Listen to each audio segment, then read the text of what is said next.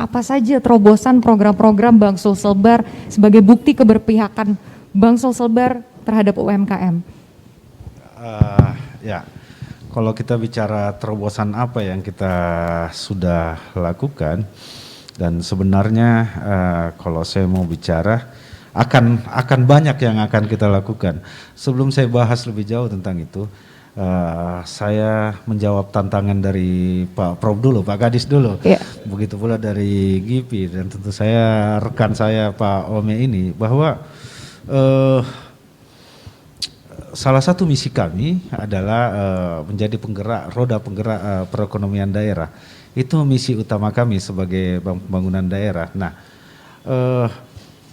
sebagai penggerak belum banyak kita bisa artikan kondisi penggerak itu. Salah satunya adalah yang paling inti adalah melakukan kolaborasi dengan berbagai stakeholder terkait bagaimana kita memikirkan, bagaimana kita mengembangkan UMKM ke depan. Nah, proses edukasi itu menjadi hal yang sangat penting ketika kita berbicara bagaimana peningkatan UMKM. Tadi sempat disinggung oleh Pak Ome. Populasi dari UMKM kita sangat besar, sangat besar. Tapi kemudian ketika mereka akan melakukan akses pendanaan, mereka akan terhambat dengan sistem evaluasi, sistem analisa yang dilakukan oleh perbankan, sehingga terpisahlah menjadi bankable dan non bankable. Nah, dengan dengan strategi kolaborasi yang kita bisa lakukan, barangkali nanti proses sebelum bankable itu bisa melalui program-program seperti ini, Pak. Program-program edukasi, program-program bantuan CSR, program-program fasilitasi pameran misalnya. Karena hal yang sama juga kita sudah pernah lakukan, Pak. Jadi kami memfasilitasi para pelaku UMKM kami untuk ikut pameran, event itu sampai ke Jakarta. Jadi ada beberapa hal lah yang kita bisa lakukan, dan saya sangat menyambut baik dengan tantangan. Kalau saya lebih senang menggunakan kata tantangan karena itu menjadi challenge untuk saya, Pak Kadis. Ya, mudah-mudahan memang kita bisa wujudkan itu.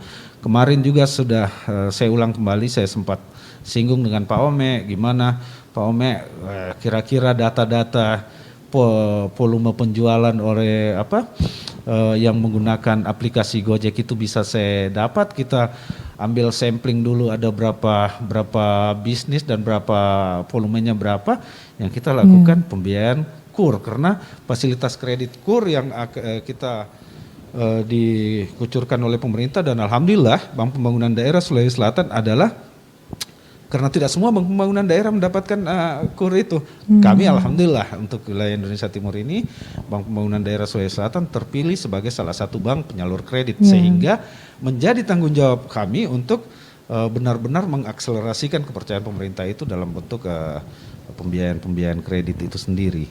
Nah, terobosan saya pikir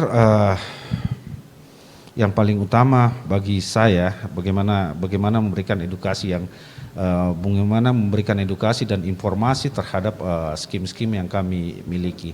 Ya, salah satu medianya seperti ini, dan kami berharap episode keempat dari UMKM Business Talk ini semakin meningkatkan animo pelaku usaha untuk menggunakan kami sebagai bank partnership bank untuk kemajuan usahanya, karena kita tahu bahwa Bank Pembangunan Daerah adalah milik pemerintah daerah, sehingga menjadi kewajiban kami untuk benar-benar memberikan bantuan, memberikan support yang lebih baik terhadap UMKM yang nantinya akan menjadi roda penggerak dari perekonomian kita secara regional, seperti itu. Luar biasa, seperti yang sedang dilakukan sekarang ini ya Pak, UMKM Business Talk, memberikan edukasi dari berbagai narasumber yang berkompeten, tentunya juga jadi sarana atau wadah promosi bagi pelaku UMKM itu sendiri.